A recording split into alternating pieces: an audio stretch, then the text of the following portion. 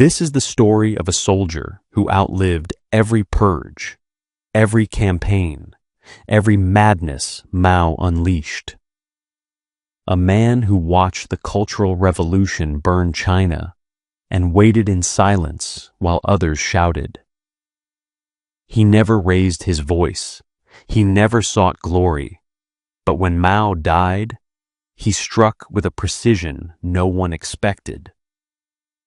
Tonight, in Dictators Files, we open the case of Marshal Ye Jianying, the quiet man who ended Mao's nightmare. He was born in 1897 in Guangdong, a world of foreign armies, warlords, and collapsing dynasties. China was breaking apart, and Ye Jianying learned early that survival depended on discipline, not noise.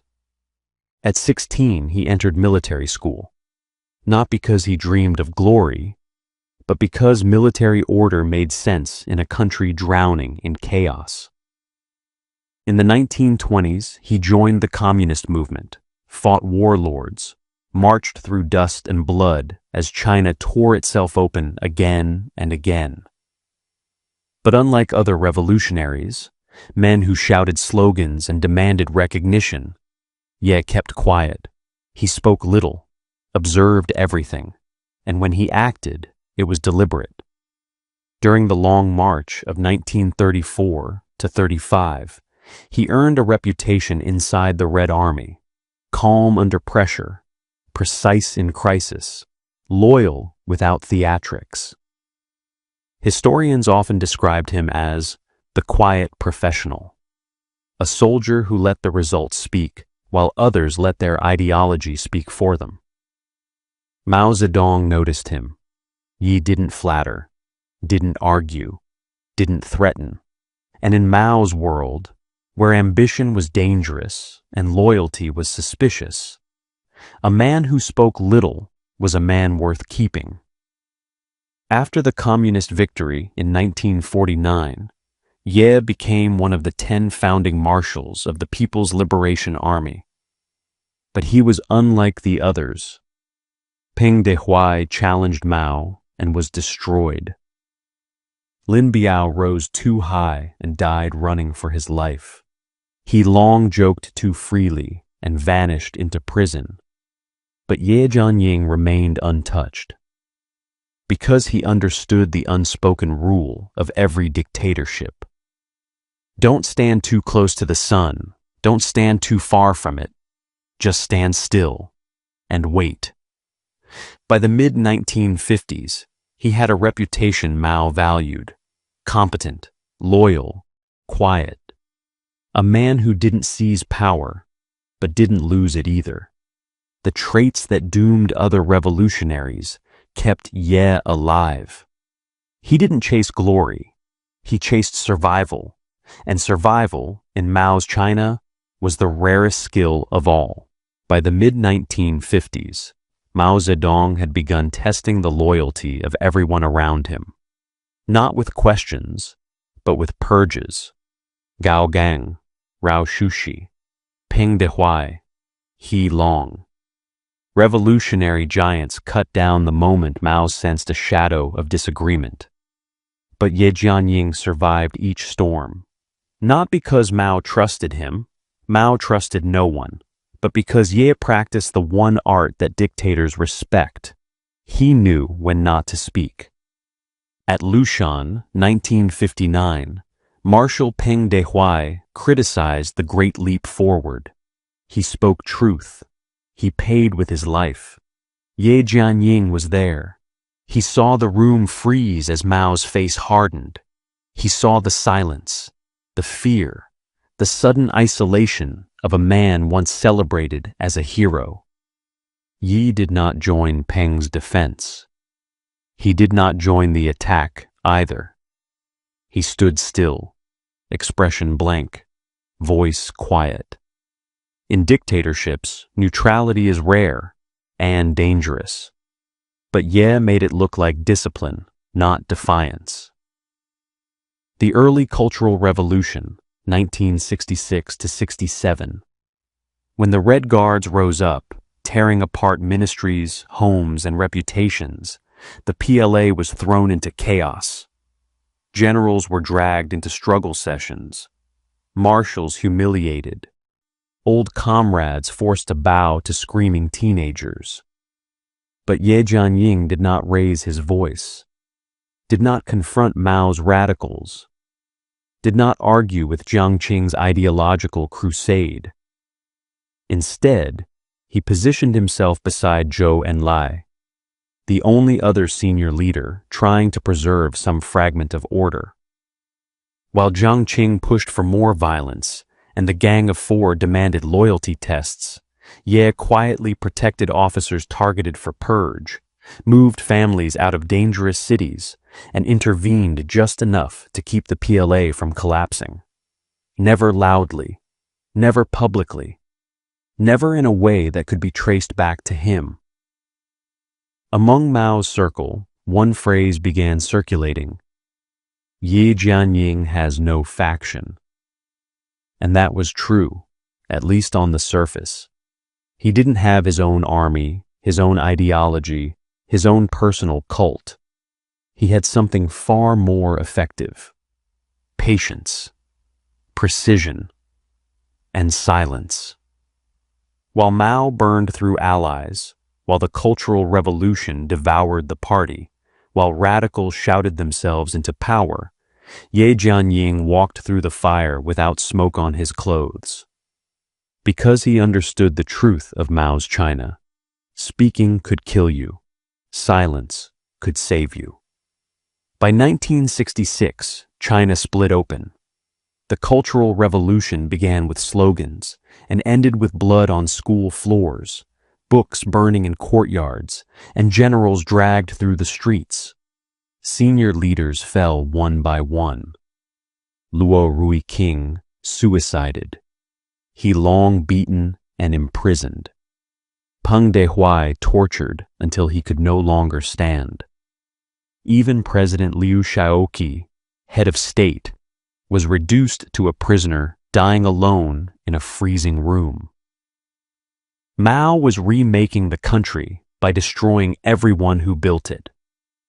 And in the middle of this firestorm stood Ye Jianying, silent, watching, calculating.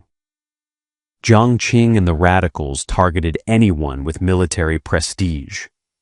To them, PLA marshals were old forces, men who might resist Mao's new revolution.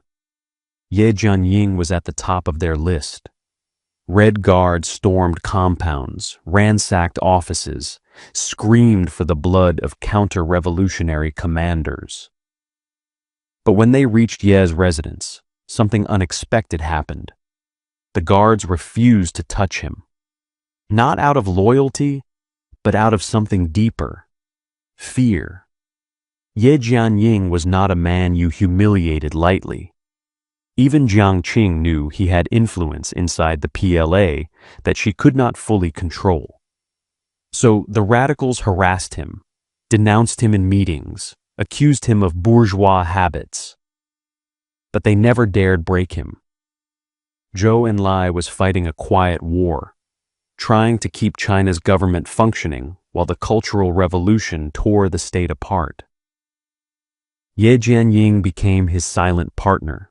No speeches, no declarations, just small, precise interventions. He reassigned radical officers before they could seize key commands. He ensured logistics routes stayed open when Red Guards tried to block them. He protected the families of targeted officials by moving them inside military zones. He supported Zhou in forming revolutionary committees that prevented full PLA collapse. Historians agree on one thing: without Ye and Zhou, the army would have fragmented, and China would have descended into civil war. Jiang Qing tried to bait Ye Jianying. She insulted him in meetings, accused him of being soft, old, unrevolutionary. Ye Jianying did not respond. He looked at her with that same calm expression, the one he used in battles, in purges, in every moment when speaking was more dangerous than silence. He understood her weapon, chaos, and he refused to give her the reaction she wanted. By 1969, almost every major revolutionary figure, Peng Dehuai, Liu Shaoqi, He Long, Tao Zhu, was dead or destroyed. Only two stood untouched, Zhou Enlai and Ye Jianying. Not because Mao trusted them, but because they understood the rule that kept them alive. A dictator can kill ambition, but he cannot kill silence. While China drowned in madness, Ye Jianying waited and waited and waited for the moment he knew was coming. The moment Mao grew weak enough that the radicals could be stopped.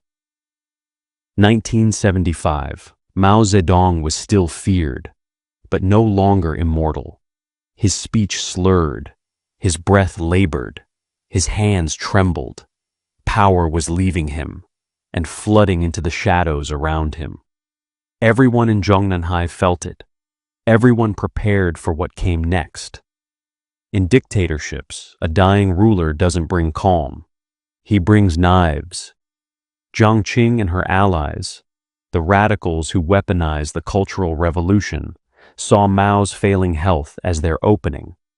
They controlled propaganda. They controlled the ideology. They controlled the mobs. Now they wanted the state. They attacked Deng Xiaoping, calling him China's Khrushchev. They attacked anyone who supported him, generals, ministers, even Zhou Enlai's allies. But there was one man they didn't dare attack openly, Ye Jianying. He had no public faction, no loud platform, but he had the one thing they feared, the respect of the army. January 1976. Zhou Enlai died. China mourned. The radicals celebrated. They tore down wreaths, destroyed tributes, called public grief a counter-revolutionary act. Ye Jianying watched this quietly, watched the hatred Jiang Qing carried for anyone the people loved more than Mao. Zhou's death widened the power vacuum, and Ye stepped 1 inch closer to the center. Mao appointed a new man, a compromise figure, Hua Guofeng, soft-spoken, careful, loyal to Mao, but not part of Jiang Qing's circle. The Gang of Four underestimated him, and Ye Jianying did not. Ye began meeting Hua privately, quiet conversations, slow alignment. Two men who knew that after Mao, China needed more than ideology. It needed stability. 1976 became the year of quiet phone calls, secret agreements, and closed-door whispers. Yi reached out to Wang Dongxing, commander of Mao's security forces. Major PLA generals tired of the radicals.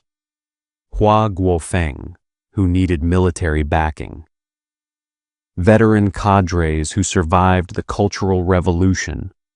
No speeches, no manifestos, just precision, preparation, and patience. Ye Jianying knew the Gang of Four would strike the moment Mao died, and he knew that hesitation would destroy China again. So he prepared something the radicals never imagined, a clean, quiet, surgical coup. By mid-1976, Mao could barely stand. He was afraid of the radicals, afraid of betrayal, afraid of the chaos he had unleashed. Ye Jianying visited him, respectful, calm, expressionless, the perfect marshal. But Ye wasn't there for Mao's guidance. He was there for confirmation. The dictatorship was weakening. The throne was emptying, and he would be the one to decide who sat on it next. September 9th, 1976, just after midnight. Mao Zedong stopped breathing. No explosions, no final speech. Just a silent end to a man who ruled through chaos, fear, and ruin. In the still darkness of Zhongnanhai, the news moved like a whisper that carried more danger than any shout. Because the moment Mao died, China became a battlefield without gunfire. Jiang Qing and the Gang of Four had been preparing for this moment for years.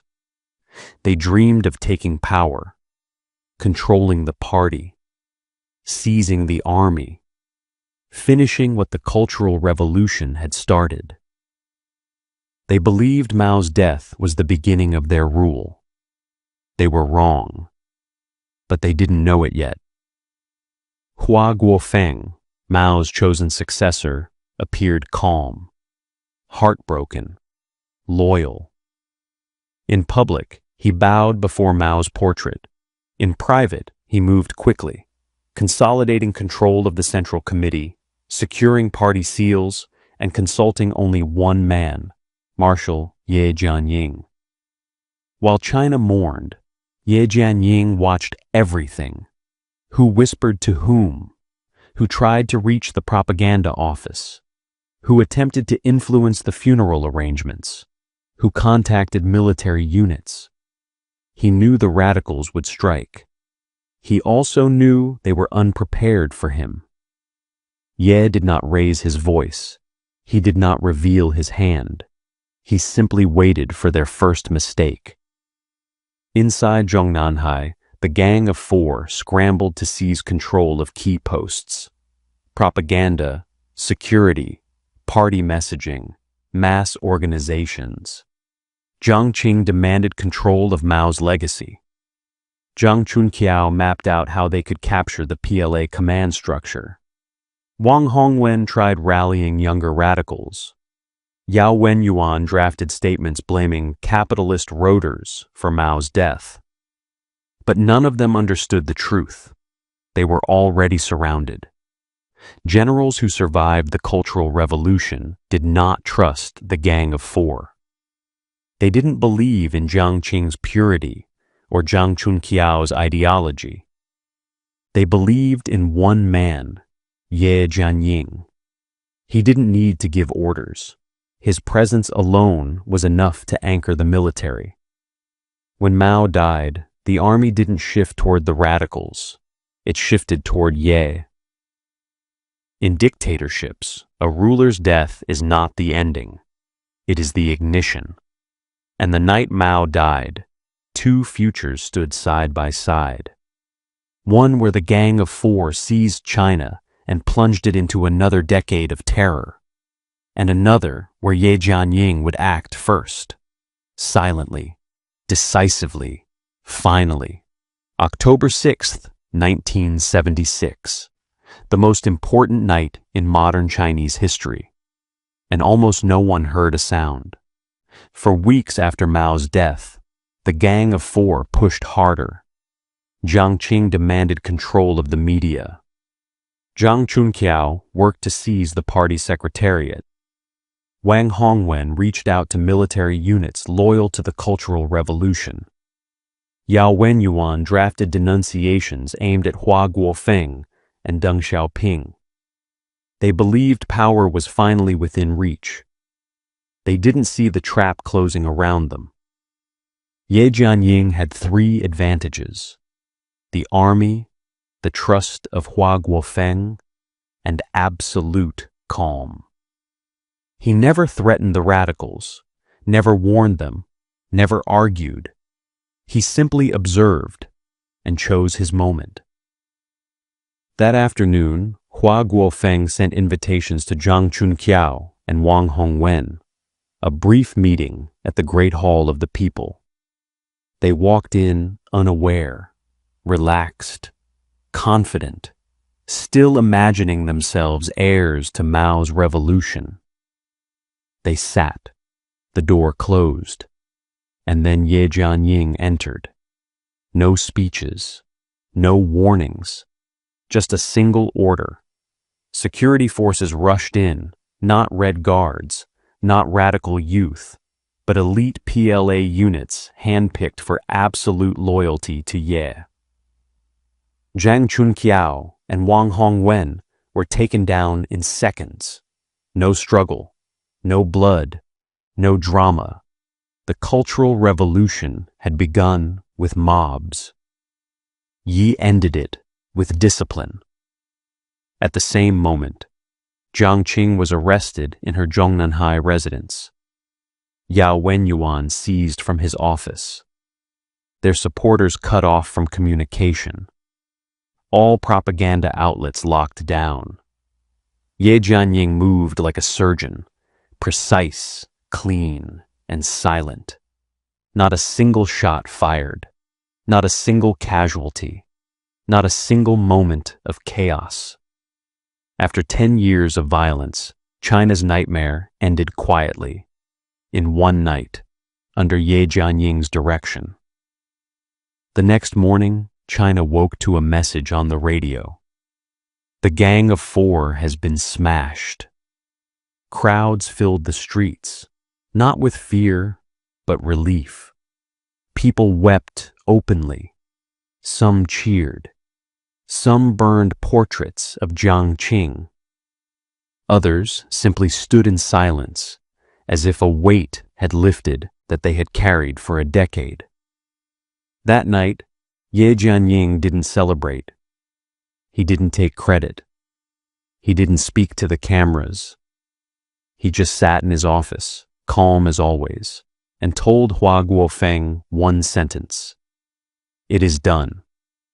In a dictatorship ruled by screams, Ye Jianying won with silence. After the arrests of the Gang of Four, China exhaled for the first time in 10 years. But the man who saved the country did not stand on a balcony, did not announce victory, did not demand loyalty or applause. Ye Jianying disappeared into the background, the same way he survived Mao's madness. In the months after the coup, Ye became vice chairman of the party, one of the most powerful men in China.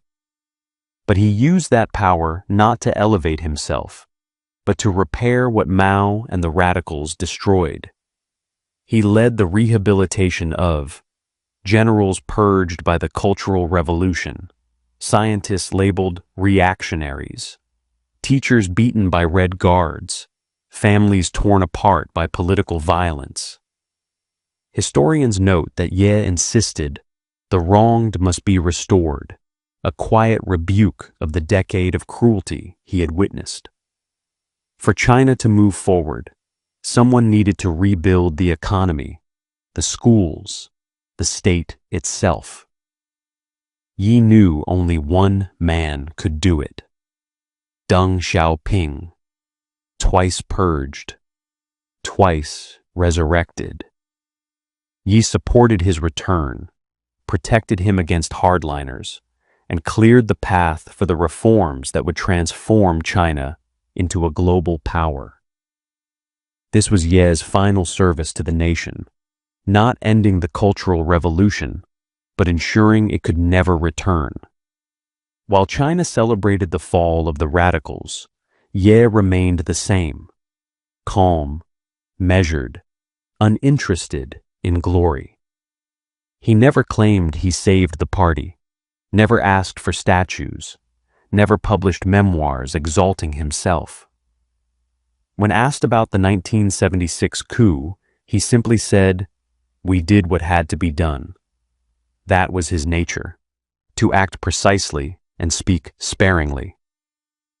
Ye Jianying died in 1986 at the age of 89, a marshal, a statesman, a survivor of every storm Mao unleashed. China honored him as the man who ended the chaos, a title he never gave himself but fully deserved. In dictatorships, the loudest voices often destroy the most. Ye Jianying proved the opposite. Sometimes the quietest man carries the sharpest blade. He survived Mao's purges, outweighted the radicals, and ended the Cultural Revolution not with slogans, but with silence and precision. He was not a hero in the traditional sense. No speeches, no rallies, no personal myth. But history remembers him for one simple reason. When China was drowning in madness, Ye Jianying was the man who stayed calm long enough to pull it back to shore.